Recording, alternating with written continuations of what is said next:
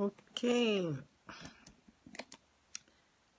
Good. Is it morning or afternoon? Whatever it is.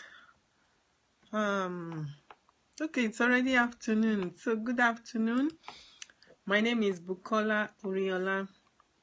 I would like to first of all thank all my replay viewers for coming to my channel and replaying, and I also want to thank all my web viewers, and I also want to thank those of you who join with me live to listen to what I have to say and learn from it, and also share your own expertise. So thank you so much. Today is Saturday, and my scope this morning or this afternoon, thank you for joining. Please, can you say where you are joining from? And who do I have here, and where are you joining from? My scope this morning is about, I keep saying morning, but it's afternoon. It's about labor trafficking. What is labor trafficking? But before we go into that, my name is Bukola Oriola. I'm a speaker, I'm an author, I'm a mentor, I'm an advocate, and I'm an entrepreneur. I do help victims and survivors of human trafficking and domestic violence in the United States and other parts of the world. So if you are a victim or know someone that might be a victim, please do not hesitate to reach out to me. I'm Bukola Oriola on Periscope. I'm Bukola Oriola on Facebook. I'm Bukola Oriola on Twitter. And you can also reach me through my website, bukolaoriola.com. Today, I've always been talking about human trafficking and doing different, topics on it, and most of the time I do a lot of general stuff, and I focus also on the immigrant community in the United States, especially because understanding cultural barriers is key to helping victims and survivors in the immigrant community. Immigrants come from basically different cultural backgrounds where they practice different cultures, where they practice different traditions, and some of the traditions being practiced in some of these countries kind of fuel human trafficking or help it such that it's hard for somebody to get help. Unlike the United States, where, for example, once the kid is 18 years old, can leave the parent and go rent an apartment and start living by him or herself. In most of the immigrant community, a kid that is 18-year-old cannot do that.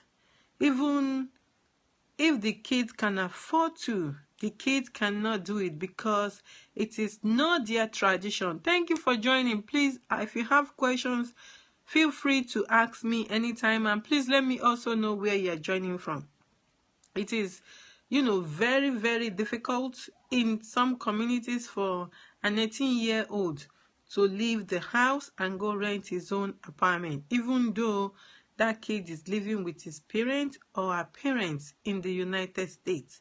So it's really important to understand some of these cultural nuances that might stop a victim from reaching out for help, or that will make a victim not to show his or her face because of the community stigma that person is going to go through, or because of the tradition that does not permit the person to speak up. So that is just, one tiny little bit example in terms of cultural differences in different communities.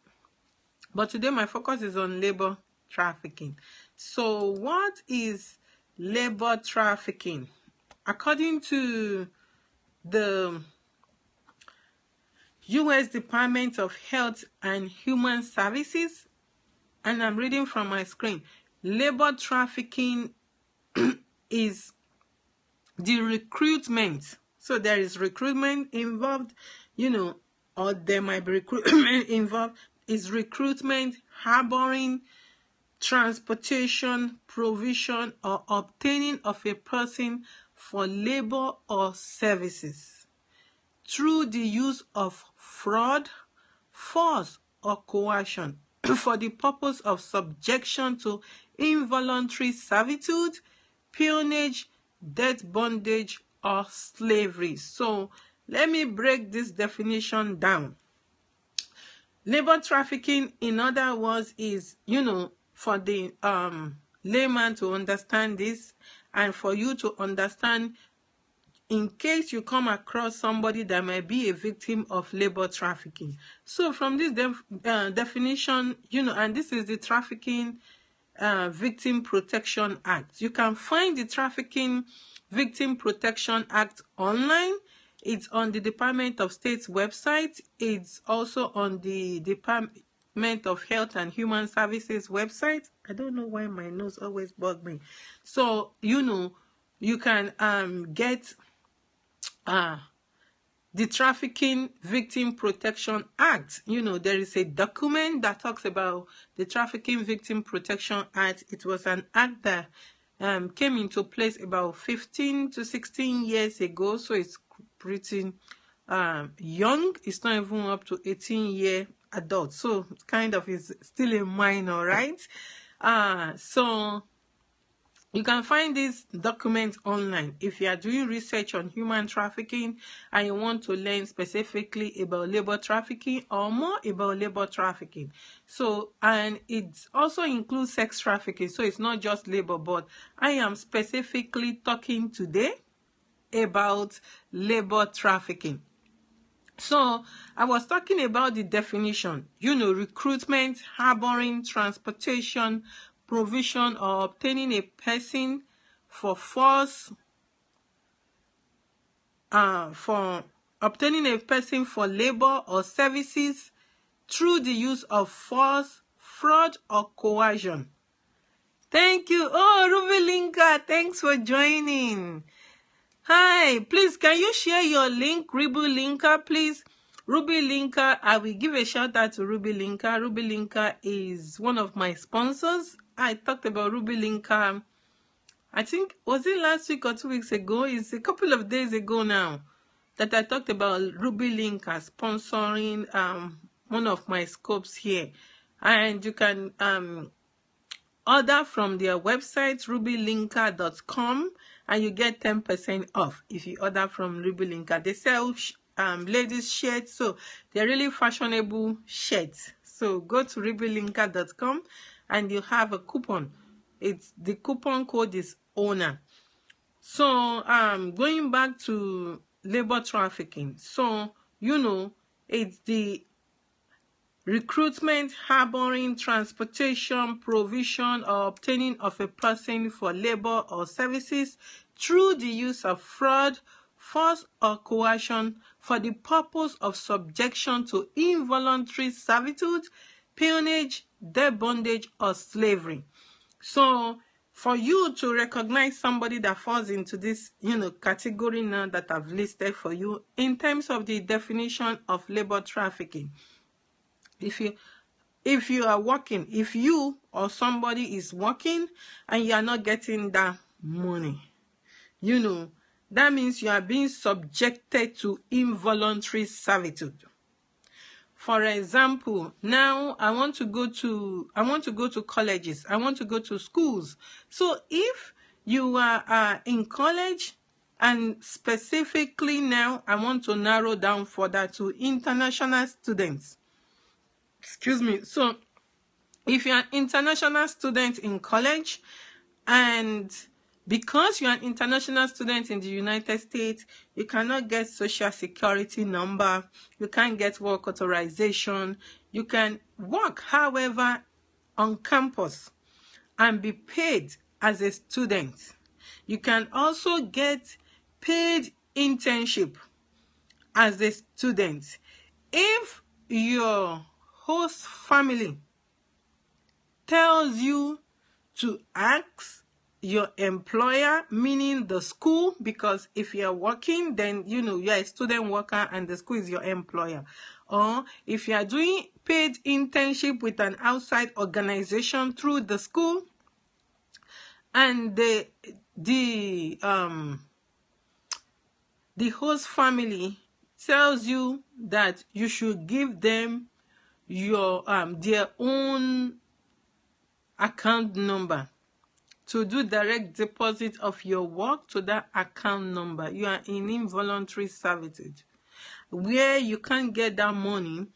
And then the family is telling you, oh, we give you free house, we give you free food, your money is what we'll use to replace that.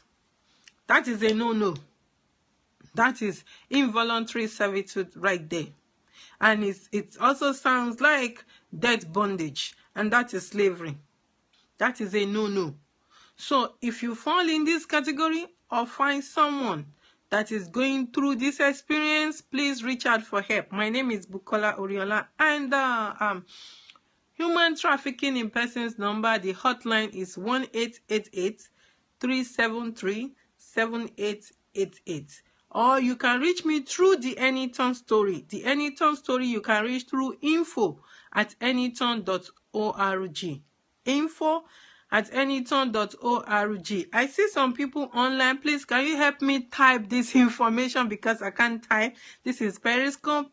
You can reach Anyton story at info@anyton.org for help. That is slavery. If you are living, let's say you are living also with a spouse here in the United States, and you have, so to speak, joint accounts, but that joint account, you don't have access to the money.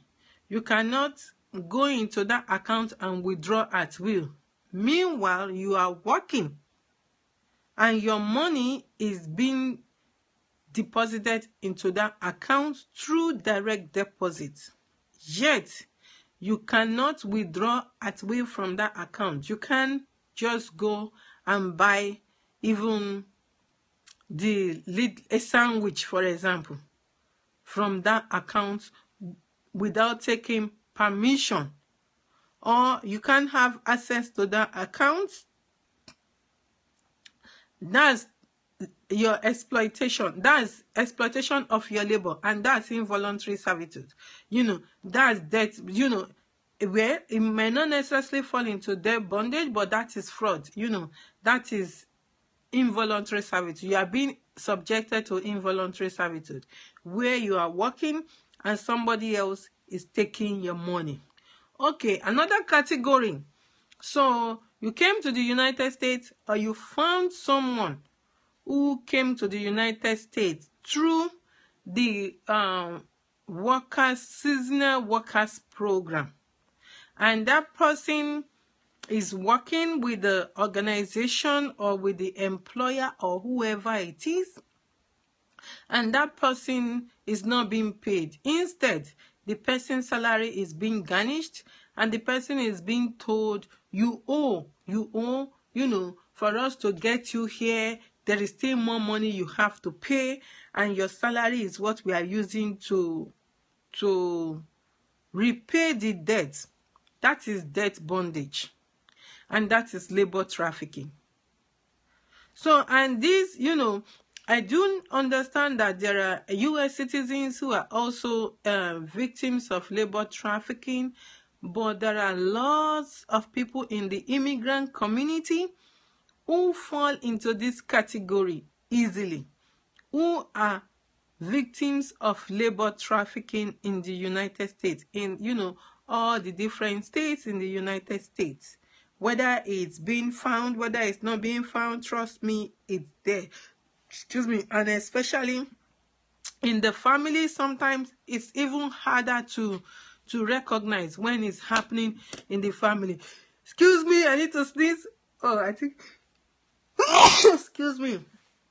So, it's in the family. Another category.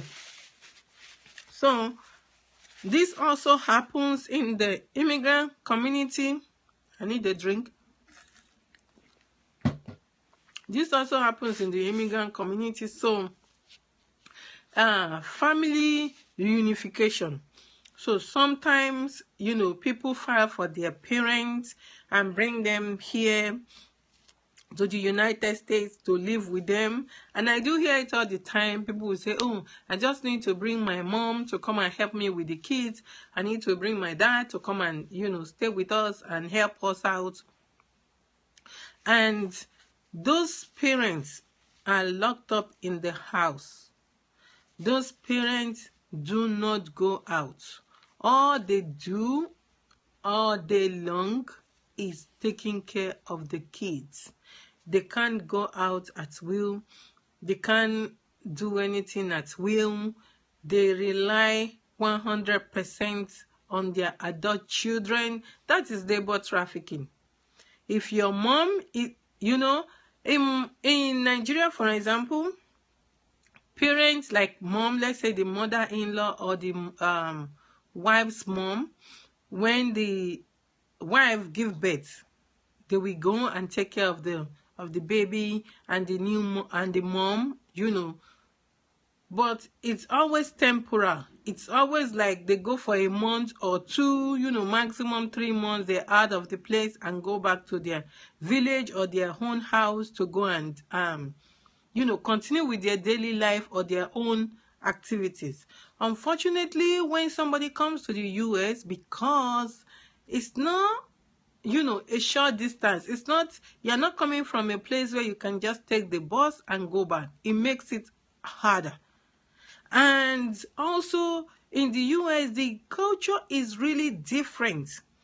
It's not a culture where this person can go out and mingle with neighbors and chat with neighbors. So the person is in the house all day long, and all the person does is just taking care of kids and taking care of kids, and the person is not paid. Instead, the person is being told, oh, do you know how much we spend? And I hear this a lot, that adult children will tell their parents, do you know how much I paid to bring you to the US? Do you know how much I paid? And you are complaining, or you want to go back home? Please send those parents back home. Otherwise, you are enslaving your parents. That is labor trafficking, and it is against the law. And I do hear also the story of some of these adult parents going through this experience when they eventually take them out. Let's say they take them to a party. The parents don't want to go back to their kids' home. Why would somebody want to go with strangers? It's because the person is not comfortable. The person is not safe. The person is not being taken care of where he or she is primarily staying. That is why. So let's start paying attention to all of this as we go about our daily activity, as we meet people, as we interact with people, because you might be the one to rescue somebody. You might be the one to help someone. And if you need help, there is help available. Please reach out for help. info@anyton.org. info@anyton.org. Please, I'm calling on you to reach out for help today. Let me see if I can write this out on a card. Contact me. info@anyton.org. info@anyton.org. info@anyton.org. If you know anyone that might be a victim of labor trafficking, please reach out for help. If you know anyone or you might be a victim, please reach out for help. And most of the time, victims do not know that they are victims. They just know that they are in a very bad situation. They just know that they are not happy where they're staying or where they're living, but they do not know that they are victims of labor trafficking.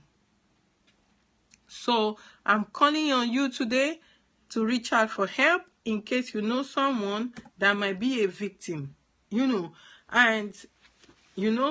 are so many ways that somebody can become a victim. What labor trafficking may be. Victims of labor trafficking are forced to work against their will. Their freedom is usually restricted and are under threat of violence or some form of punishment. Forms of labor can include domestic servitude. There was a story that broke out recently in Texas where a nanny was a slave for 2 years. This nanny was in the house taking care of this couple's children. And the nanny was punished. The nanny lived in a very violent situation. The nanny lived in a very bad, unhealthy condition. The nanny was just walking away. And worst of all, the nanny was not being paid. So, forms of labor trafficking include domestic servitude, agricultural labor. Yes, there are some people who are also in the agricultural industry who are just working and working and working, and they're not being paid well. They're being taken advantage of. They're being, every form of vulnerability they have are being used against them. There are victims of labor trafficking in sweatshop.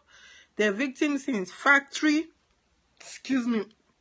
janitorial, food service, another service industry. Even there are some that are made to beg.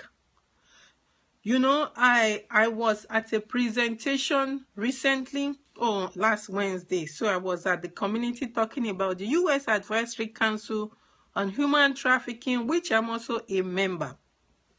And while I was there, somebody asked me about the nail shop, and that how do we know when these nail shops, they're all speaking the same language, but they're not communicating in English? And how do we know whether the person that is doing our nails is a victim? Okay, how do you know? First thing to recognize a victim is to look at the non-verbal cues. I say this again and again and again. The non-verbal cues, because victims do not speak with their mouth, but victims speak with their body, they speak with their eyes. So look at that person providing a service to you. How does the person look? Does the person look happy? And even when the person look happy, using smiles to cover up the pain that is behind that smiles. How do you know? Strike a conversation. Just strike a conversation like hello. Even though hello is an English word, everybody understands hello. Whether this person speak English or the person does not speak English. Hello, how are you? And see how that person responds back to you. And then also in the shop itself, do you see somebody in that shop like the boss, that others are kind of scared of? Or you see a room where they're all working together as one and as a community? These are all things that we can all see without even saying a word.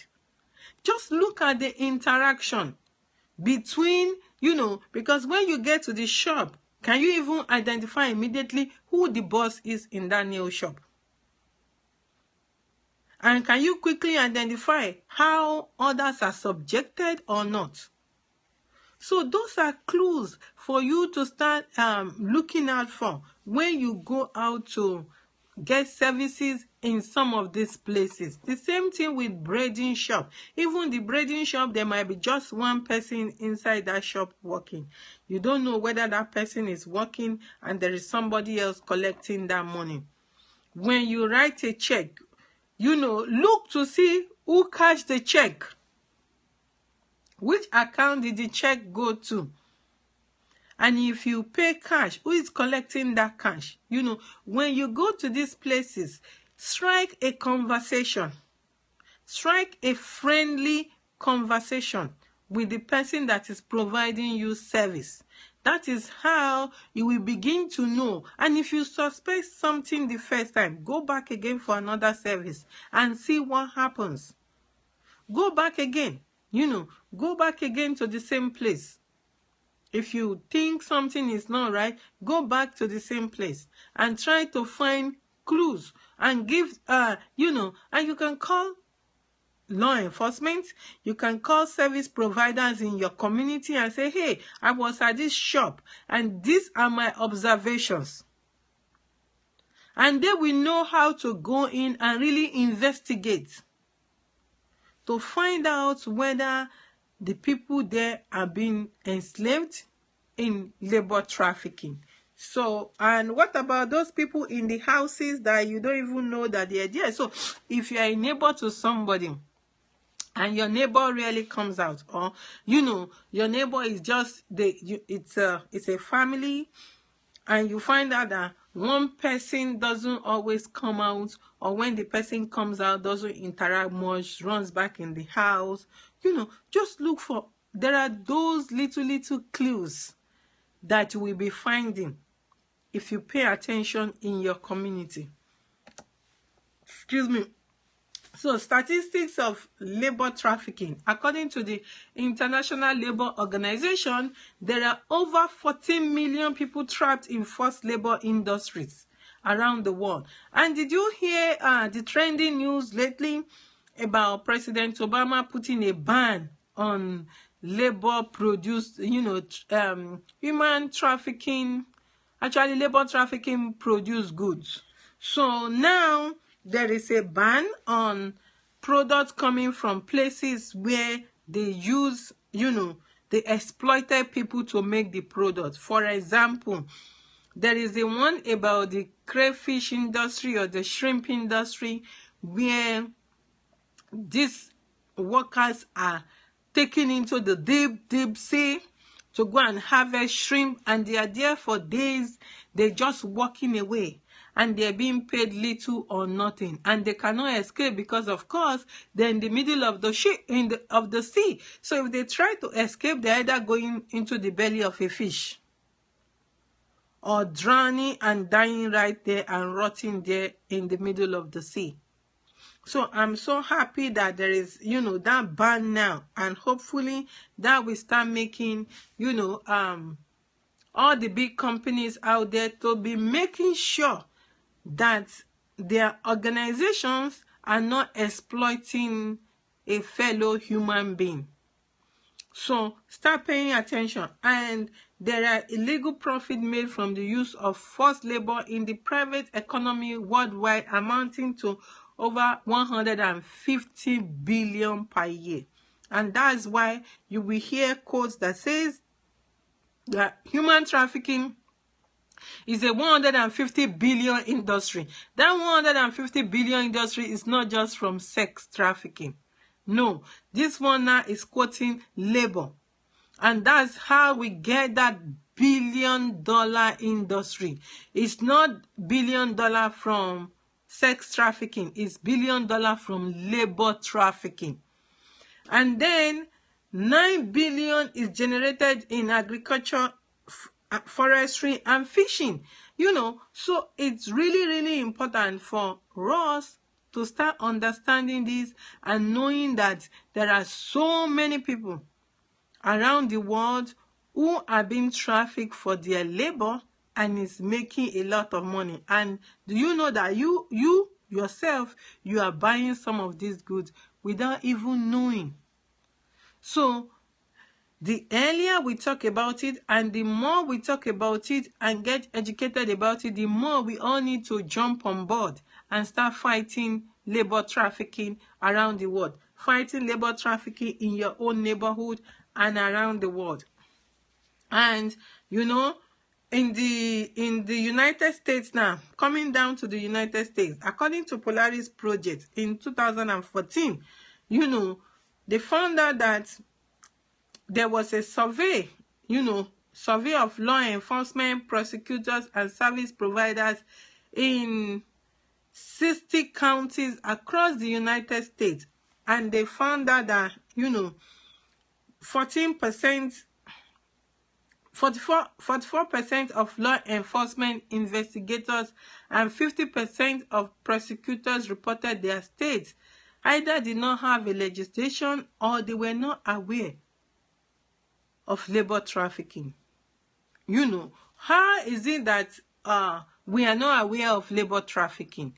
It is because we are not paying attention to it, and we are not talking about it and saying it in a way that people will understand, and the regular people, community people, will start, reaching out for help and calling law enforcement and calling service providers to give help to somebody that might be a victim of labor trafficking. And also now, I'm calling on you out there, if you fall in the category I've mentioned earlier, that somebody is taking advantage of you, you are working and somebody is taking the money, you are working and the money is being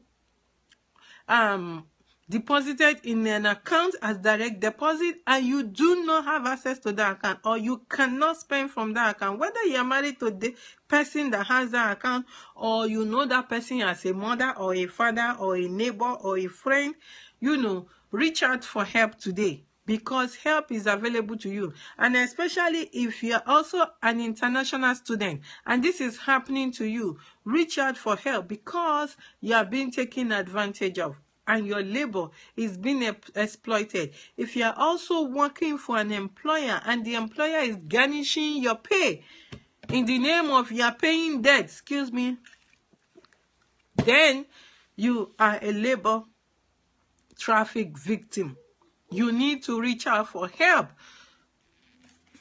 The Anyton story again is info@anyton.org. Reach out for help today. info@anyton.org. And if you know anybody that might be a victim of labor trafficking, please let the person know that help is available. Most of the time, victims do not reach out because they do not know that help is available. And also because their trust have been battered, they do not trust anymore. So they don't reach out for help. I'm encouraging you today to reach out for help.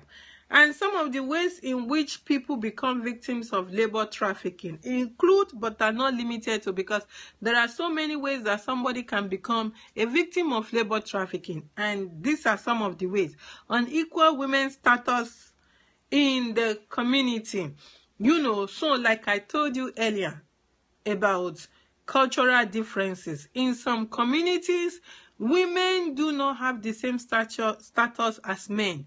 Women are relegated in the back. Women do not have a voice. If a woman is speaking, the woman is regarded as rebellious. The woman is regarded as disrespectful. In some communities, girls cannot talk too. They are regarded as weak. Even to the point where if a man behaves in a certain way, the man is ridiculed as behaving like a woman. Meaning, when a man is compared to a woman, the man is being told that he's a weakling. So women in some communities are regarded as weakling. So in those communities, women are very vulnerable. They're really, really vulnerable because, of course, they do not have a voice. And even if they speak up, nobody is listening in such communities to them. So that's one way that somebody can be vulnerable. So low economic status. Yes, for example, people move from place to place. People are constantly looking for, a better job. You are working at this job today. Tomorrow you are like, oh no, I need to look for a better paying job, or I need to get a second job. Because you want to upgrade your economic status. So as a result of that, sometimes somebody can become vulnerable to becoming a victim of labor trafficking. Another is lack of family support. So in a place where you do not get the family support, I told you about grandparents, where they're being used. For example, in the United States, they're brought here in the name of come and take care of parents, kids, and they come to take care of kids, and they're not being paid. And they cannot talk back. They cannot complain. And then also in some families, when a woman is being taken advantage of by the husband, the woman is asked to shut up. And the woman cannot speak.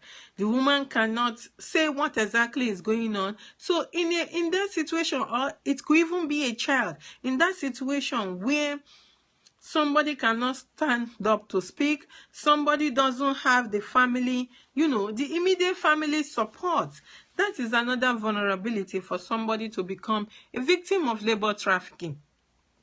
Another is political instability. So in countries where there is war, and there are some countries where there is no like physical war, it's kind of more of like silent war. You know there is war, but there is no gun involved. It's more of like silent war. So in that kind of a situation, you find people becoming vulnerable in the process of fleeing this political instability in their country. They're becoming vulnerable to becoming victims of labor trafficking. And another is government corruption. In a country where the government is so corrupt and the people know that the country has money, but the money is not being used to provide basic amenities to the people in that country. The money is not being channeled to take care of the society. Rather, the money is going into private pockets. That makes people to want to leave that country and go somewhere else, or that state, or that city. So, that is one way. And then violence against women. I cannot overemphasize, the issue of violence against women. In a community where women do not have a voice, they become enslaved. In a community where women are regarded as, a property, they don't need to do anything. What do women know? Women don't know anything. Women just need to stay there.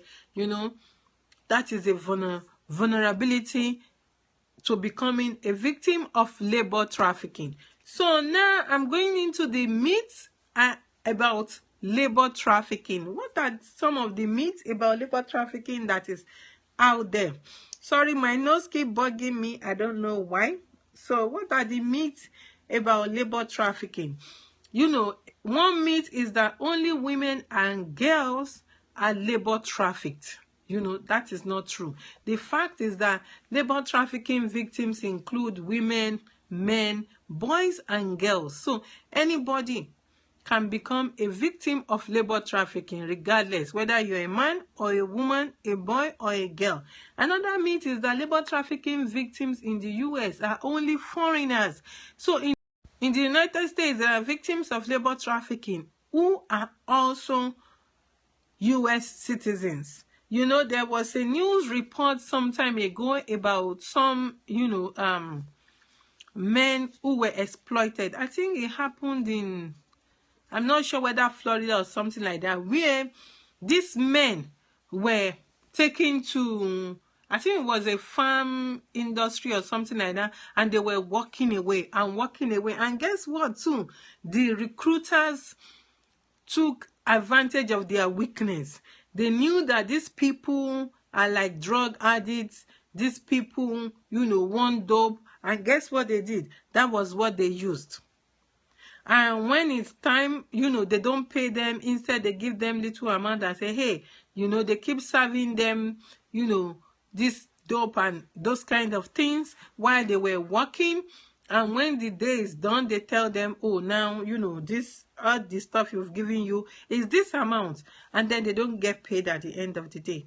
They just keep working away. And those are US citizens. And then another is that labor trafficking victims do not suffer trauma like sex trafficking victims. The fact is that labor traffic victims suffer trauma such as post-traumatic stress disorder like sex traffic victims. Labor traffic victims are human beings. They have blood running through their veins. They have emotions. They have their own minds, so they also suffer trauma because of what they've gone through, because of the exploitation against them. So labor traffic victims also suffer trauma. And, another myth is that labor traffic victims are only undocumented immigrants in the United States. Meanwhile, the fact is that labor trafficking victims include individuals with legitimate visas and also individuals who are undocumented immigrants. So there are labor traffic victims who are green card holders, but they are foreign born. There are labor traffic victims who are citizens, but they are foreign born. So, and at the same time, there are labor traffic victims who are undocumented immigrants. So it cuts across. It cuts across the board, and that's why it's really important to have an open mind about this subject in order to help many who are still out there suffering. Another myth is that human trafficking is only sex trafficking. When you say human trafficking, the first thing that somebody might say to you is sex, or the first thing somebody might think is sex. Meanwhile, human trafficking can be labor or sex, and it can even be organ trafficking. So human trafficking is not just sex. Human trafficking can also be labor trafficking. Today I'm talking specifically about labor trafficking. Another time I will be talking to you about organ trafficking. So labor trafficking is as great as sex trafficking or as organ trafficking. So those are the myths and the facts about labor trafficking. So identifying, I talked a lot about how to identify earlier, about if you're working and somebody is taking the money. And another thing is working long hours and not being paid, lack of food, so somebody is not having enough food to eat. In the land of plenty, where there is so much food, they're not having enough food. If somebody is begging you for food, start paying attention. If somebody is begging you for food, when the person asks you for food and it sounds strange, start paying attention, because that person might be a victim of labor trafficking. And signs of fear and anxiety, I talked about this earlier. That's the non-verbal cue. Does this person look fearful? Does this person look depressed? Those are signs. Lack of personal possession. Most of the time, victims of labor trafficking do not have anything to their name. They don't even, sometimes their document, their travel document, their identification document are taken from them. Another is they're working to pay off debt. So if you are working to pay off debt, or somebody working to pay off debt, that person is a victim of labor trafficking. And then lying to protect trafficker. Traffic victims lie a lot. They lie, they will lie to protect their trafficker. They don't want to put their trafficker in trouble, especially when the trafficker has already formed, a bond with them, or when the trafficker is a family member or a friend or somebody in the community that they don't want to, quote and unquote, put to shame. So they keep lying to protect their trafficker. So if somebody is lying to you and is not looking real, start paying attention. So services available, to victims of labor trafficking or survivors of labor trafficking. So labor trafficking survivors can get help through, like, their legal status, through a T or a U visa. So T and U visa are something else that I can talk about at another time in detail. So the T visa is, the one directly, it says T is trafficking. And then the U visas, trafficking victims can also qualify for U visa, because U visa encompasses a lot and trafficking is under those. So trafficking victims can get a T or a U visa. Trafficking victims can also get health assistance. They can get food and shelter support, they can get employment assistance, and they can get cash benefits in the United States. So right now, I'm talking specifically about the United States. And also, there are now, there are additional services needed. I will say additional services needed for labor trafficking victims. So what are those additional services needed? In my own opinion, is the provision of ethnic food, for example, to labor traffic victims. For example, if somebody were to be in the shelter, because of course there is no shelter for labor traffic victims or labor traffic survivors. There are some shelters for sex trafficking survivors, but there are no shelter for labor traffic survivors. And the fact that they come from a different country, the first place they end up is at a battered women's shelter. So, but at the battered women's shelter, if they're not cooking for themselves, one of the challenges that they might encounter will be lack of provision of ethnic food. Excuse me. So that's one of the services that needs to be provided. So the need for service providers to start providing culturally sensitive programs, it's really, really important. Culturally sensitive programs. One of it is providing ethnic food in your food menu. So another is proper education on the need for mental health therapy in the immigrant community most of the time, because some of these people come from a country where mental health therapy is not really an acceptable thing in the community. It's not something you accept publicly. They do not go to mental health therapy. So this is something that needs to now be part of services where they're also providing, if someone is identified, one of the services the person needs to get is mental health therapy. And also there's still disparities in the U and the T visa. U visa compared to T, and there is even VAWA. VAWA, if a victim of trafficking is married legally and there is paper to show that, that's what makes it legally.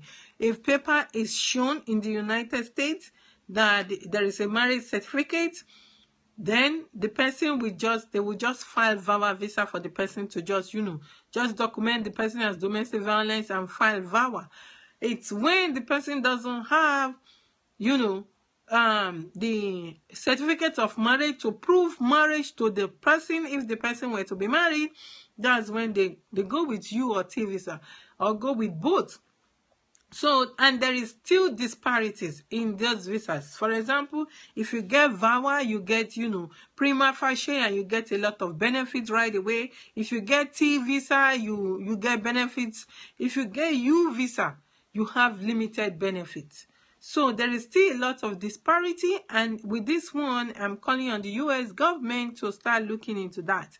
And the ability to easily navigate the system for adequate support, for someone, even if the person has been in the US for 2 years, 3 years or more, but the fact that that person has been isolated, the person is still like really brand new in the community. The person doesn't know his or her way around, doesn't know where to go for help. So it's really, really important to have a holistic service where people are able to navigate the different, services and the different support system in the community. There are so many, services in the community, but it's not helpful when the people that need those services are not able to access those services because they cannot navigate effectively. They don't know how to navigate. So how do you help us to help these people to navigate? Though that's one thing we need to start looking at in terms of providing services to survivors of labor trafficking, and provision of long-term services such as education, learning skills, training, starting a business, etc. And for those who require English as a second language, how to go to the the adult basic education class. The adult basic education class is specifically for people age 18 and above. So if the person is age 18 and above, and for those who want to go back to school, how do we help them to navigate the system to go back to school? How do we help them to learn a skill? It's important. For somebody might decide what he or she wants to do is to start a business. What are the programs available to help somebody start a business in the United States? So these are the things we now need to start paying attention to and providing more help with as part of the additional services needed. And the need for local police officers to pay more attention and be more patient and take the time to listen more. It takes more effort, it takes more energy, it takes more time to try to get all the information in to be able to help somebody. We need to put all that effort in it. Otherwise, we will be cutting off somebody that really needs help. And then proper orientation of survivors into the community. So, how do we help survivors? How do we help them to integrate back into the community? So, for example, service providers. This is for you now, service providers.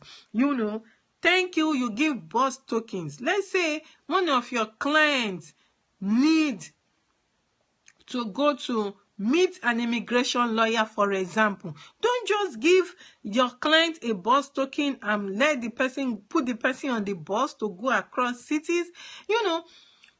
Follow the person to meet the lawyer. Follow that person, follow the person to meet the lawyer and be part of that process, because already this person is looking for somebody to trust. This person is still living in fear. When you are there and provide that support, it really helps. Or can you even bring the lawyer to your shelter or your own office? That's another thing. And if this is something that is one of the challenges that you are experiencing, please feel free to contact me, and I'll be glad to submit this as a report to the advisory council.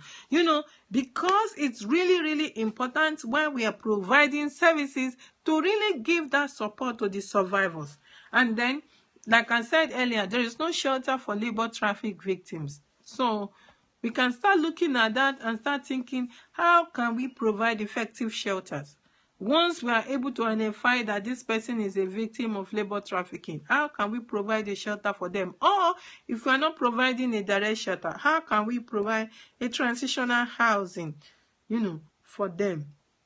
And I want to wrap up here, because I'm getting into another topic that talks about how to effectively partner with survivors. That is going to be another subject for another time. So please, if you have any question, feel free to ask me, because I'm going to be ending this scope now. I've been here for a while now. So if you have any question, please feel free to ask me. Otherwise, thank you so much for your time. My name is Bukola Oriola.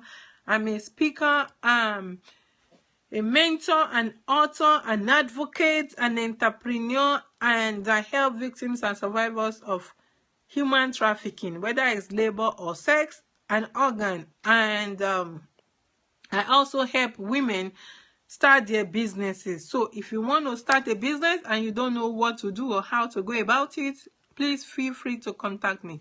Or if you're a survivor needing mentorship with how to, integrate back into the community, how to be able to function in terms of your career and which way you want to go, you can contact me. One of the things I help to do is how to help you start a business. If you want to start a business, go back to school. If you want to go back to school, or look at the different options available to you.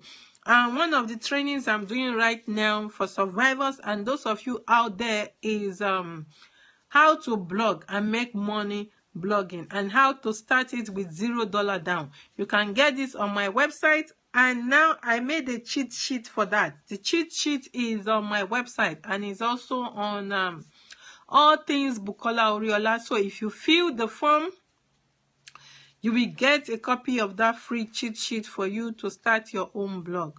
So I would like to thank you again. God bless you, and I hope to talk to you next time. Bye-bye.